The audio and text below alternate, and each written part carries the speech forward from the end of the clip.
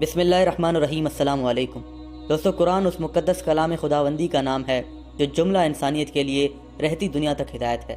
جیسا کہ اللہ تعالیٰ نے فرمایا کہ یہ کسی وقت اور قوم کے ساتھ خاص نہیں۔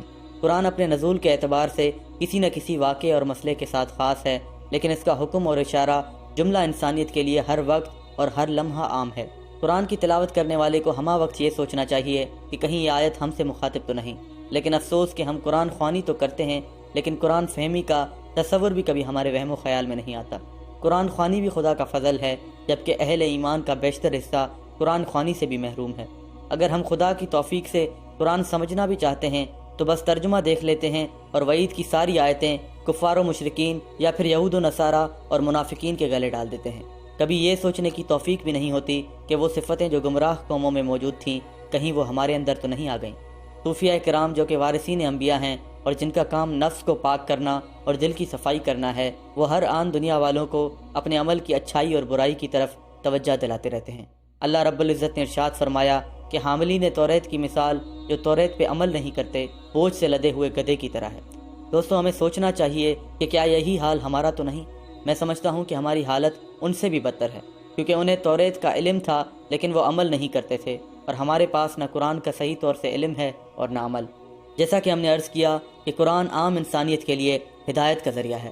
قرآن کفر سے اسلام، شرک سے ایمان اور نافرمانی سے اطاعت کی طرف لے جاتا ہے، تو پھر ہم اسی مرکز ہدایت یعنی خدا سے دعا کرتے ہیں کہ تو ہمیں ان کی راہ پر چلا جن پر تو نے انعام و احسان کیا، نہ کہ ان کے راستے پر جن پر تو نے غضب کیا اور جو راہ حق سے بہک گئے۔ دوستو، تخلیق انسانی کا مقصد خالق کائنات کی معرفت ہے۔ بندے کو ہر آن یہی فکر ہونی چاہیے کہ میں کیوں پیدا کیا گیا، یہ کائنات کیا ہے اور مجھے کیا کرنا چاہیے۔ اس معرفت کا حصول اسی وقت ممکن ہے جب انسان اللہ تعالیٰ کے بتائے ہوئے راستے پر چلے۔ سوال یہ ہے کہ وہ راستہ ہے کیا؟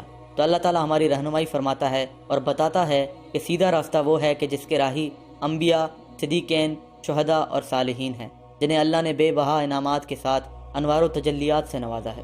دوستو، نبی اس بشر کو کہتے ہیں جس پر اللہ نے وحی بھیجی ہو، اور قرآن نے صدیقین کی تعریف یوں کی ہے کہ صدیقین وہ لوگ ہیں جو اللہ اور رسول پر ایمان لا کر ذرہ برابر بھی شک نہ کریں اور اپنے تن، من اور دھن سے اللہ کی راہ میں مسلسل کوشش کرتے رہیں۔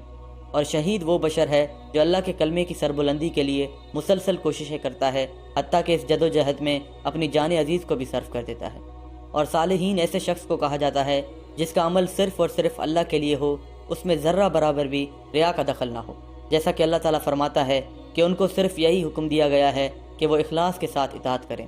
اب آپ اس طرح بھی کہہ سکتے ہیں کہ جن کا عمل ہر طرح کی خرابی سے پاک ہو اور مقصود صرف اللہ کی رضا ہو، وہ صالح ہیں، اور جو نفس کی اصلاح کے بعد دوسروں کی اصلاح میں لگ جائیں وہ شہید ہیں۔ اور اس عمل میں جن لوگوں نے اپنے تن، من اور دھن کی بھی پرواہ نہ کی وہ صدیقین ہیں۔ مزید ان کی وضاحت علامہ صدر الدین رحمۃ اللہ علیہ نے رائس البیان میں یوں کی ہے کہ انبیاء وہ لوگ ہیں جو اللہ کے کلام کو بطریق خاص سنتے ہیں، اور صدیق وہ لوگ ہیں جو اللہ کے ساتھ راضی برضا رہتے ہیں اور اس کے نور کے مشاہدے میں ڈوبے ہوتے ہیں، اور شہداء وہ لوگ ہیں جو اللہ کی عظمت کے میدان میں اس کی محبت کی تلواروں سے مارے جائیں، جبکہ صالحین وہ لوگ ہیں جو آزمائش کی زنجیروں سے نکل کر جنت، روح اور ریحان کی نعمتوں سے مالا مال رہتے ہیں اور رحمان کے جمال کا مشاہدہ کرتے ہیں۔ اب چونکہ ظاہری حیات سے نبی کریم صلی اللہ علیہ وسلم نہیں رہے، لیکن مذکورہ تینوں جماعتیں رہتی دنیا تک موجود رہیں گی اور پیغام نبی صلی اللہ علیہ وسلم یعنی آیات الہیہ کا بیان، تزکیہ نفس، تصفیہ قلب اور کتاب و حکمت کی تعلیم کو عام کرتی رہیں گی۔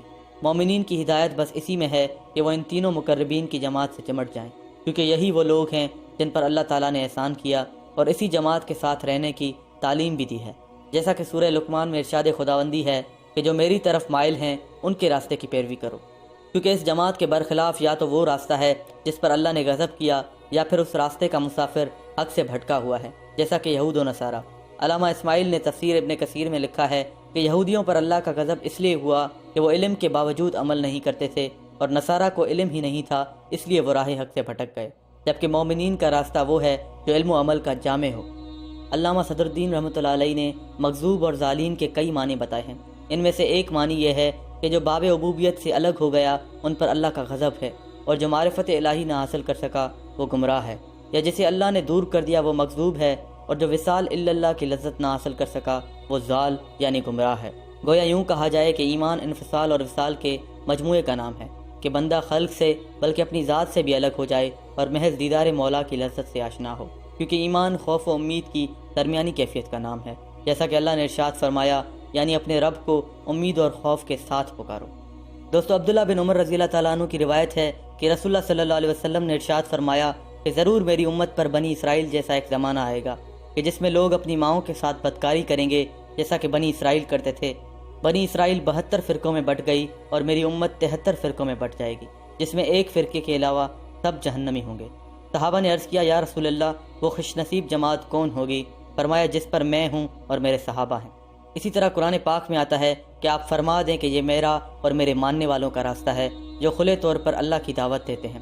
یہ وہ 72 جماعتیں جو گمراہ اور جہنمی ہیں وہی جماعتیں ہوں گی جو حسد کے سمندر میں غرق ہوں گی۔ جیسا کہ لفظ حسد اپنے اعداد کے اعتبار سے اشارہ کرتا ہے، آپ لفظ حسد کا عدد نکالیں گے تو مجموعہ عدد 72 ہوگا۔ نتیجہ واضح ہے کہ جنتی کہلانے کا مستحق اور حقیقت میں جنتی وہی شخص ہوگا جو حسد سے خالی ہوگا، جیسا کہ اللہ رب العزت نے قرآن میں ارشاد فرمایا ہے، اور ہم نے ان کے سینوں میں سے کینے کھینچ لیے، یعنی دنیا میں ان کے درمیان جو حسد و کینہ تھا ہم نے اسے ختم کر کے ان کے دلوں میں محبت و الفت ڈال دیا۔ حضرت علی رضی اللہ عنہ فرماتے ہیں کہ مجھے امید ہے کہ میں اور عثمان، طلحہ اور زبیر ان میں سے ہوں جن کے حق میں اللہ رب العزت نے آیت نازل کی ہے۔ اللہ سے دعا ہے کہ اللہ ہمیں ظاہری نجاستوں کے ساتھ ساتھ حسد و کینہ جیسی باطنی گندگیوں سے بھی پاک کرے، آمین۔ لیکن آخر میں یہ عرض کر دوں کہ ان باطنی امراض کے حکیم حاذق وہی انعام یافتہ گروہ ہے جنہیں صدیقین، شہداء، صوفیاء اور صالحین کہا جاتا ہے۔